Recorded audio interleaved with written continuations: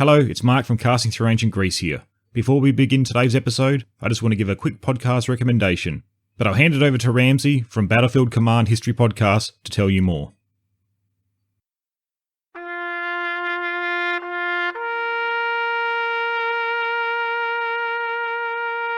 Battlefield Command Podcast will take you into the very heart of battles, ranging from the ancient world down to the wars of decolonization. You will be able to learn the strategies and tactics of military commanders throughout time. You can see the events play out from the viewpoints of the average soldier with sources permitting. My podcast allows listeners to follow the story of how the battles began, how they are fought, and finally the aftermath of the engagements. Find Battlefield Command History Podcast on whichever audio platform serves you best for podcasts.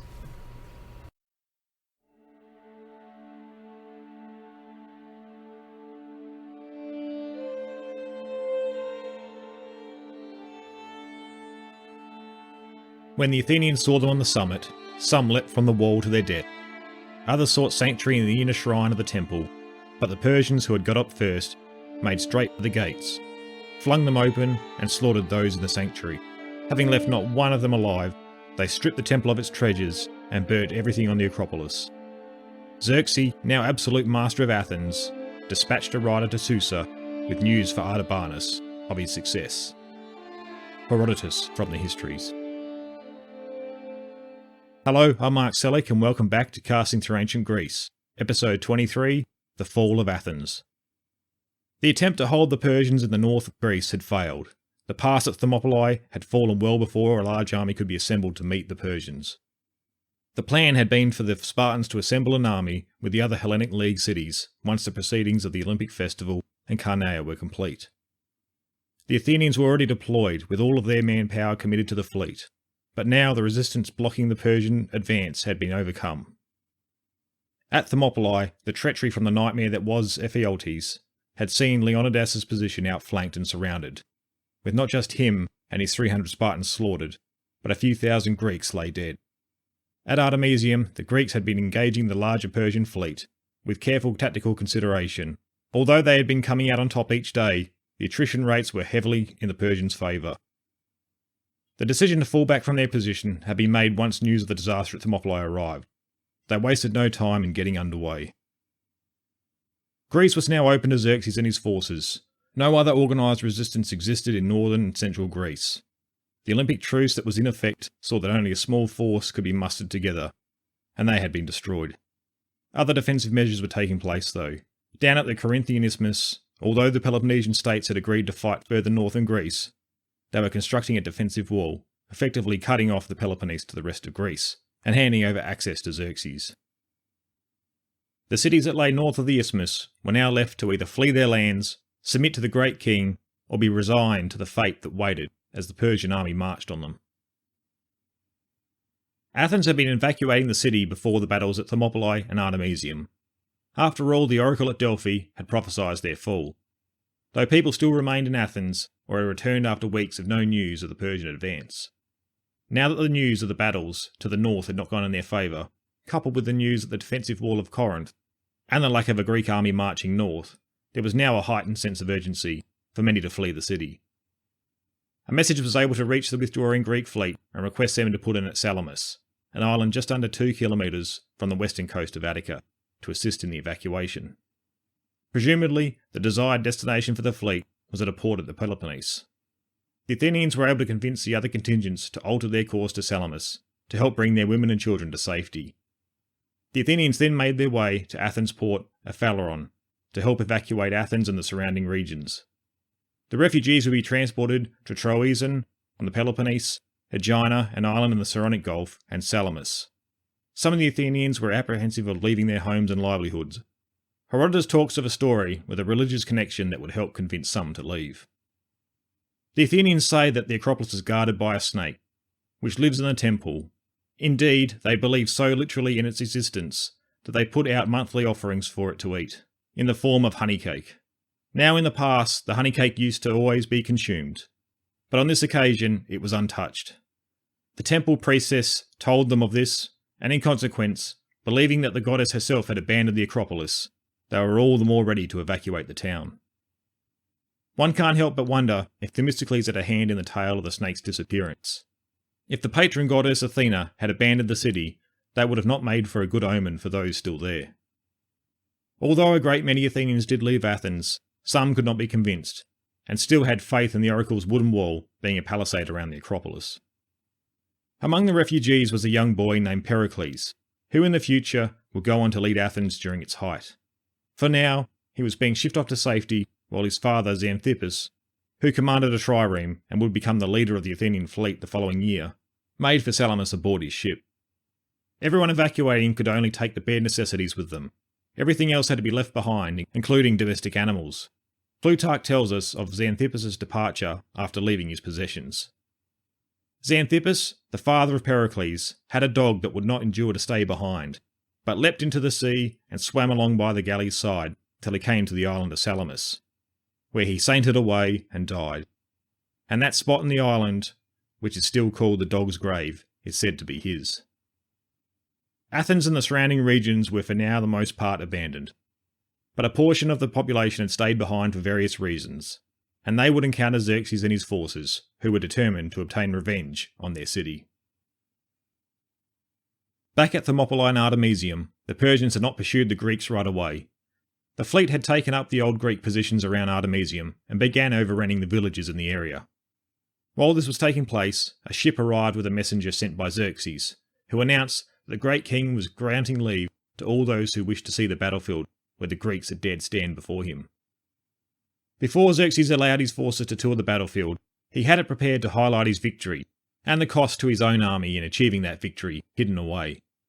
Herodotus records that 20,000 of Xerxes' troops were killed at the pass, and that all but 1,000 were taken away and buried out of sight. This way he would be showing a sprinkling of his own dead amongst the many Greek fallen. Many men from the fleet took advantage of the leave offered, and not enough boats were available to accommodate all that wanted to visit. The ones lucky enough to make it to Thermopylae were taken through the battlefield, with all the Greek dead presented as Spartans or Thespians. Though they would have made up only a small part of the fallen Greeks, as many others had been killed in the fighting, including many of the helots and other slaves that had accompanied the Greek army. Though, they're so much more impressive if Xerxes had been fighting an entire army of Spartans. It would seem that Xerxes' attempt at hiding the real cost of the battle didn't go unnoticed by the visitors from the fleet. Herodotus suggests that this is due to the sight of the battlefield, and the tourists disbelieving that so few of their troops fell against what was before them.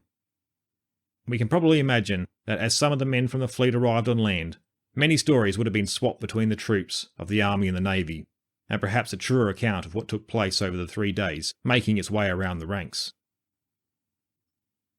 Enough time had passed to allow the army to recover and prepare the march deeper into Greece.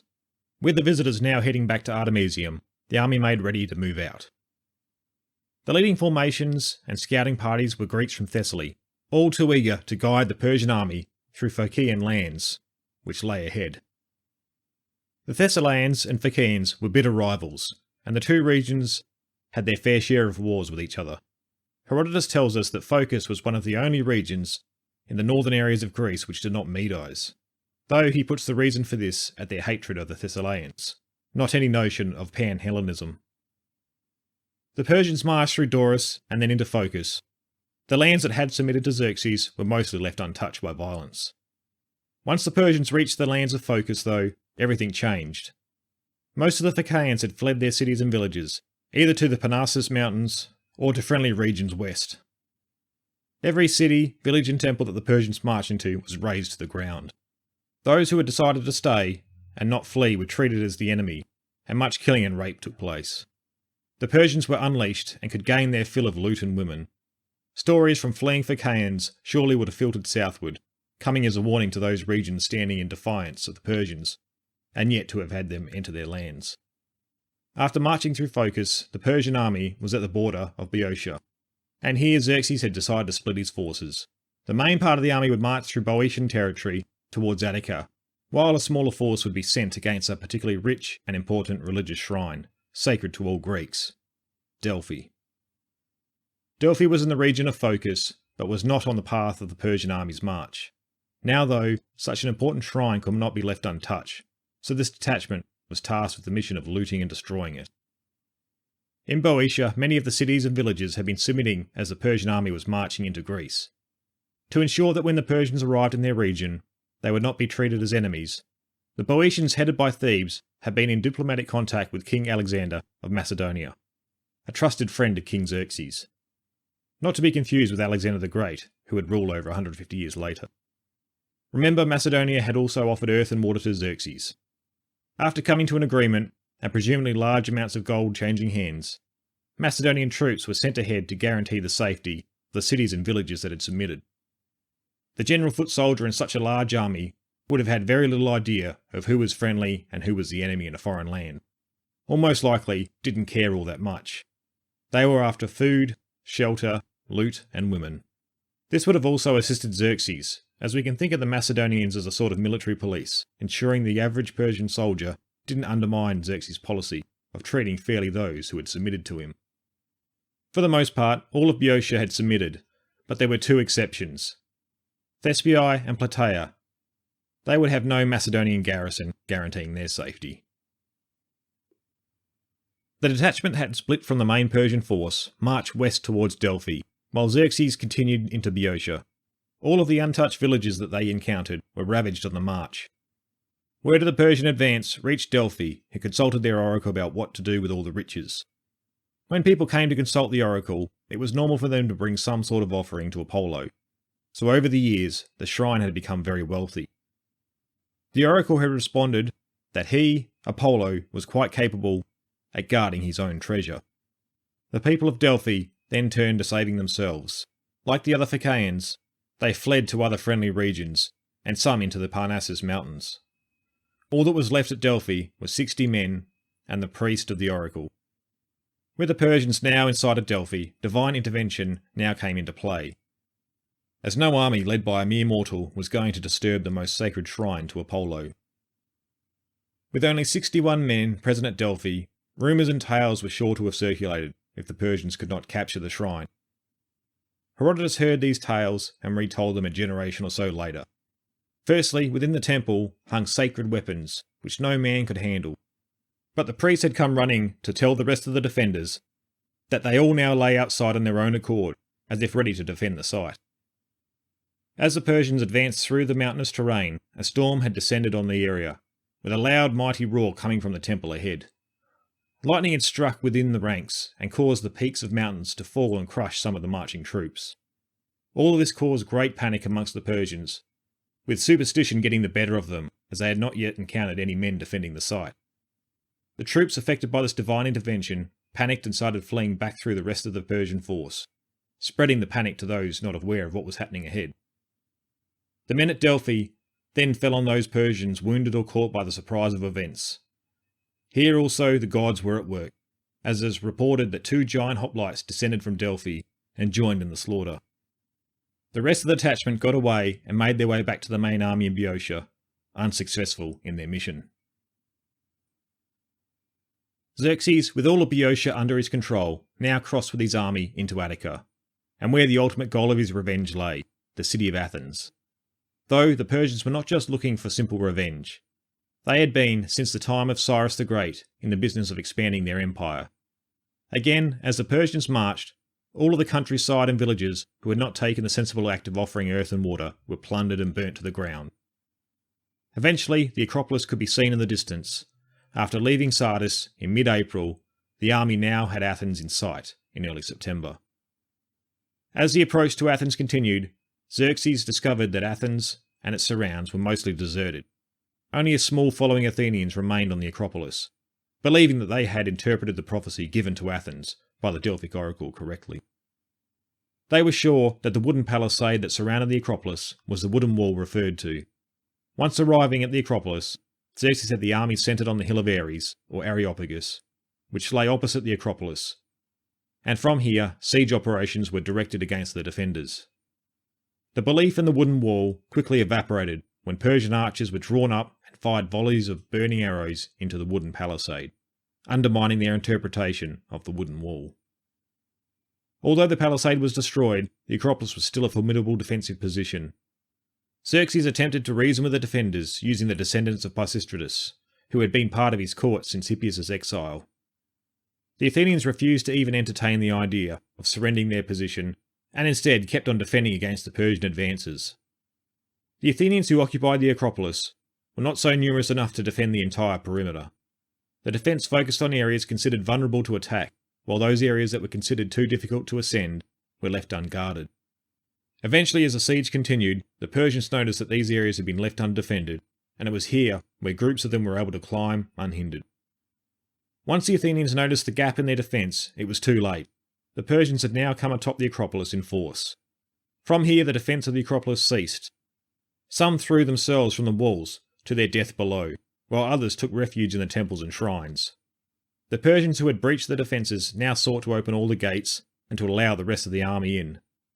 No quarter was given. All of the Athenians were murdered where they were found. The temples and shrines plundered.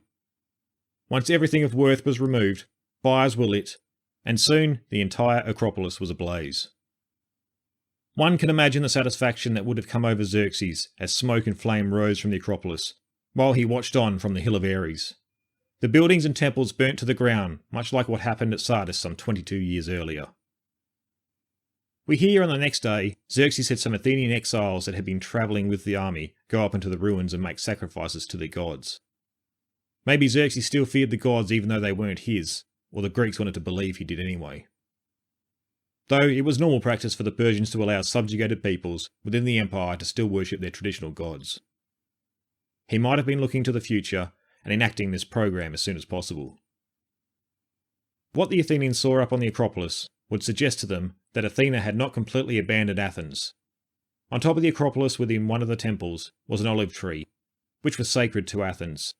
If you recall from our episode on Athens, it was the gift provided by Athena that the Athenians had chosen and therefore named their city after her. Well, this olive tree had been destroyed in the fire, but the exiles saw a shoot, 1.5 feet growing out of this burnt stump. So perhaps Athens was not Xerxes yet. With the Persians continuing their advance south into Greece, and the Athenians having assisted the evacuation of Athens, other Greek ships had been assembling off the coast near Troezen on the Peloponnese. With the fighting at Thermopylae and Artemisium, other contingents were still collecting crews and ships to help in the defence, or providing further reinforcements to their already committed contingents.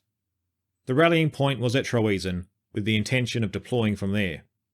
With the retreat from Artemisium, it was assumed that the main fleet would also make its way back to Troezen. With the change in plans, and the fleet now at Salamis, the Troezen fleet now set sail to join the rest of the Greeks. With the joining of the two fleets, the Greek naval force now numbered more than the 321 deployed at Artemisium. After taking into account the losses, the total Herodotus gives for the fleet at Salamis was now 378 triremes. Though if we add up the list of how many ships each contingent supplied, we get 366. With him also saying that 2 ships from the Persian side defected to the Greeks, which slightly bumped up this number before the battle begins.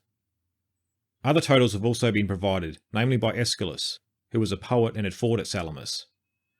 He has in his poem, The Persians, a messenger revealing to the Persian queen that the Greeks numbered about 300 ships, though maybe we need to keep in mind that this was a work of poetry written for the Athenian audience. Rounding down the numbers would have made their victory seem even more impressive. No clear plan had been outlined to make a stand at Salamis. All the Greeks had saw Salamis being was a new assembly point for the fleet instead of at Troezen. Although it seems one man, Themistocles, had already begun devising a plan in his head. After Artemisium, Themistocles learnt that the promised army from the Peloponnese that was supposed to have marched into Boeotia did not eventuate. Coupled with this, he had learnt that the defensive wall at the Corinthian Isthmus had gone ahead. His city Athens was now left defenceless. The Peloponnesians had left them high and dry. One cannot help think that during the withdrawal and time in port at Salamis, Themistocles would have been devising a plan to bring the fight north of the Peloponnese. Once all the commanders had assembled, the intention was to hold a council to discuss the next course of action. Once all had assembled, Eurybiades held a council of war to outline the fleet's next course of action. He had opened the floor to any commanders for suitable suggestions of where they should engage the Persians. It was clear, though, by suitable, he was asking about where in the Peloponnese, as he made it clear it needed to be from territory the Greeks controlled. In his eyes, Attica and anywhere north of the Isthmus was already lost to the Persians. The main consensus was that the fleet should fall back to a port on the Peloponnese, where they could be in range and support the defensive line across the isthmus at Corinth. It was argued that if the fleet fought forward of this position and was defeated, they would be easily cut off and surrounded, where if they fought from the Peloponnese and disaster struck, they could fall back into the friendly territory and more options would be open to them. Themistocles must have been standing there quite perplexed at the defeatist attitude his fellow commanders were voicing. The council was interrupted by a messenger who had arrived from Athens. He brought the news that the Persians had marched through Boeotia and into Attica, destroying the farms and villages they passed through. They had arrived at Athens and had captured the Acropolis, reducing it to ruins. The news had seen some of the commanders' resolve shaken to the core, and instead of waiting for the meeting to conclude, they headed back to their ships and set sail right away. Though the majority remained, and the decision to fight a battle in the defence of the isthmus was cemented by the news. All the commanders departed the council to ready their ships and crews, as there was much to be done if they were to depart at daybreak the next day. Themistocles seems to have been at somewhat of a loss, and maybe slumped into a slight depression at the decision that was arrived at during the panic at the meeting. We don't hear any accounts of him interjecting during the council to put forward his view, which was very unlike him. Upon returning to where his ship was beached, and presumably the other Athenian ships, news would have been circulating amongst the Athenians of the fate of their homeland. He told the other Athenian ship commanders of the decision reached at the council. One of the commanders spoke up against this course of action, which seems to have injected some fire back into Themistocles. At the council, he was far outnumbered, and hearing nothing but defeatism. Now he was in the presence of fellow Athenians, who helped him shift his focus back on track. One of the other Athenian commanders made his fears known. If the Greeks did not make a stand here, the fleet would ultimately disperse, with the many contingents being more concerned about trying to save their own cities or villages, rather than fight for all of Hellas. Ultimately, there would be no Hellas to defend, as the Persians would conquer each region, one by one, with no united force to oppose them. After hearing him out, Themistocles departed the Athenian camp right away, heading straight towards Eurybiades' ship. Themistocles was invited on board his ship to discuss his urgent concerns. Themistocles and Themistoclean manner now presented the argument given to him as his own, while also raising some of his own points. His aim was to have Eurybiades recall the council so he could convince the other contingent commanders to stay at Salamis and fight. Eventually, Eurybiades was convinced and ordered the contingent commanders to reconvene for a second council. Once all the commanders had assembled, the old Themistocles sprang into action. He didn't wait for Eurybiades to address them and explain the great urgency for the second council. He had decided not to use the same exact argument that was presented to him back on the ships, and which he had presented to Eurybiades. He did not want to accuse them of wanting to abandon the cause. He needed them on side.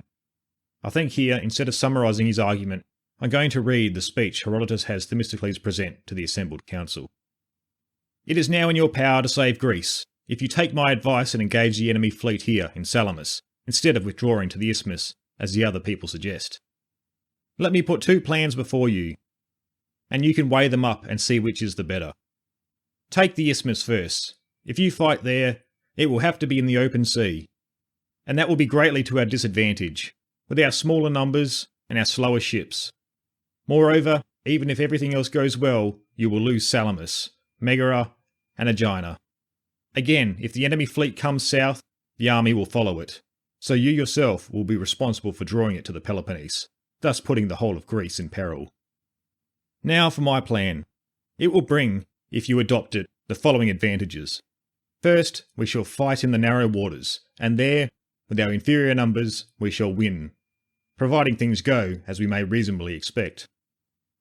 Fighting in a confined space favours us, but the open sea favours the enemy. Secondly, Salamis, where we have put all our women and children, will be preserved. And thirdly, for you the most important point of all, you will be fighting in defence of the Peloponnese, by remaining here just as much by withdrawing to the isthmus. Nor, if you have the sense to follow my advice, you will draw the Persian army to the Peloponnese. If we beat them at sea, as I expect we shall, they will not advance to attack you on the isthmus, or come any further than Attica. They will retreat in disorder, and we shall gain by the preservation of Megara, Aegina and Salamis, where an oracle foretold our victory. Let a man lay his plans with due regard to common sense, and he will usually succeed. Otherwise he will find that God is unlikely to favour human designs. The Corinthian commander, Adimantus, attacked Themistocles, accusing him of being a mere refugee, and he should not have a say in matters, as he was a man without a country now. Seeing that this measured approach was not having the desired effect on some of the commanders, Themistocles now turned to pointing out some hard truths to them. He addressed Adimantus's rebuke by pointing out that Athens had upwards of 200 ships, and therefore Athens still existed. Athens was more than a physical city, she was her people and the power they exerted. While this was the case, she was still a more powerful city than that of Corinth.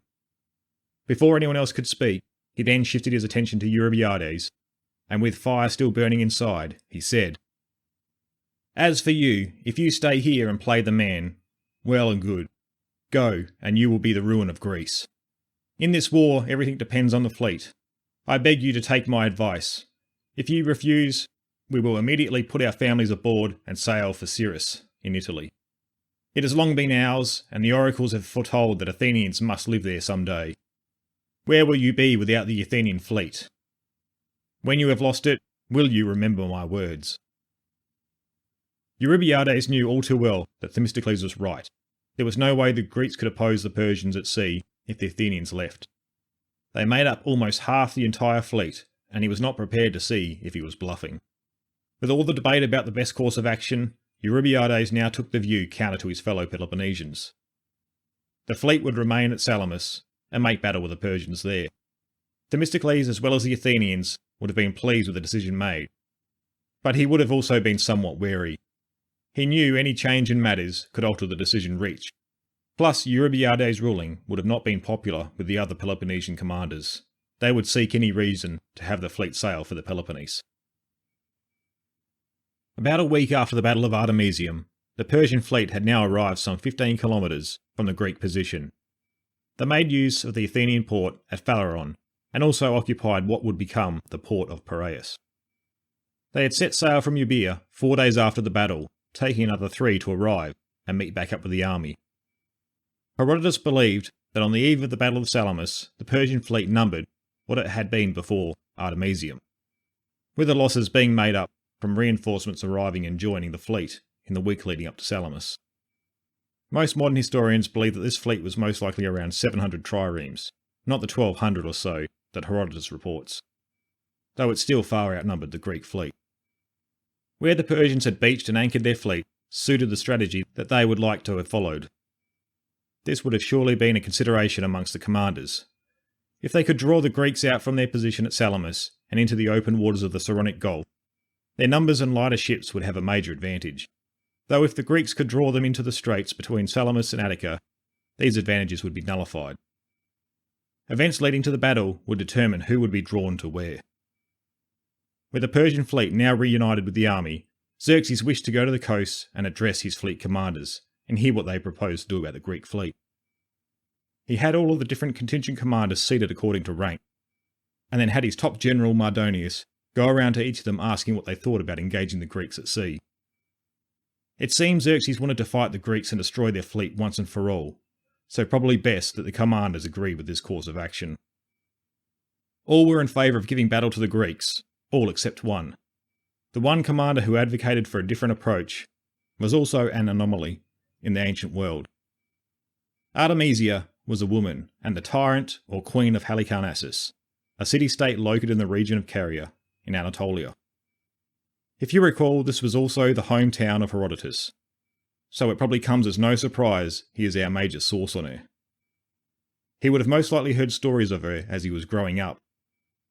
Now on campaign, she commanded 5 ships that Halicarnassus supplied for the Persian invasion. She had already proven herself in battle at Artemisium, and thought her opinion would hold some weight with the great king. Artemisia told Mardonius to report back to Xerxes what she said, while her fellow commanders looked on horrified that she would suggest some different course of action. She advised Xerxes to spare his ships, as he had already taken his main goal of the war. Athens had been captured. She advised that although the Greeks were less in number, they were far better sailors than what the Persian fleet provided, probably not going to go down well with the other commanders listening. She advised on a land campaign directed at the isthmus. The Greeks, she had heard, were on the edge of collapse with their league, and their fleet would soon scatter, given enough time. She feared that if the Persian fleet offered battle, it would be destroyed and the army would soon follow the same fate. She then continued to flatter the king before calling out the supposed allies of his, suggesting they did not have his best intentions at hand, and not to put his faith in them to win a battle at sea. Those not horrified at her frankness, but were jealous of the influence she held, would have most certainly been smiling, thinking that Xerxes would punish her for suggesting something different to what he likely wanted to do. But when the response collected by Mardonius was brought back to Xerxes, he showed respect for what Artemisia had said. She had served him well in the past, and so he was prepared to listen to her opinion. It is impossible to know if Artemisia really had put forward this suggestion, or if she is serving as the fateful warning to Xerxes in Herodotus' account. Xerxes, though, had decided to follow the majority of his commanders in engaging the Greeks at sea. And really, this is what his intention was from the beginning. He believed that the fleet had not achieved its mission at Artemisium because he was not there to oversee proceedings. Surely, if the great king were present, the men would have fought much harder. Xerxes now ordered for the fleet to make ready for battle, so it would seem that the Battle of Salamis would soon develop. No one had made a clear plan for the battle to take place there. It would come about as a result of events taking place over the past week. For one side, it would happen to be a matter of being in the right place at the right time. For the other, the wrong place at the wrong time. On the eve of Salamis, the Persians were determined to give battle. The Greeks, a decision was reached, but for how long that decision would last was anyone's guess. The different Greek contingents were far from united in their enthusiasm to fight at Salamis. Themistocles knew this. Perhaps, if they had no other choice but to fight there, they would sail out as a united force, with a united cause. Thank you for your continued support. If you have been enjoying the series, please consider leaving a review at iTunes or your favourite podcasting platform. They go a long way into supporting the show. To receive updates and to be notified of new episodes, you can subscribe at castingthroughancientgreece.com. Also, you can follow the series on Facebook and Instagram at Casting Through Ancient Greece, or on Twitter at Casting Greece. I hope you can join me next time for episode 24, The Battle of Salamis.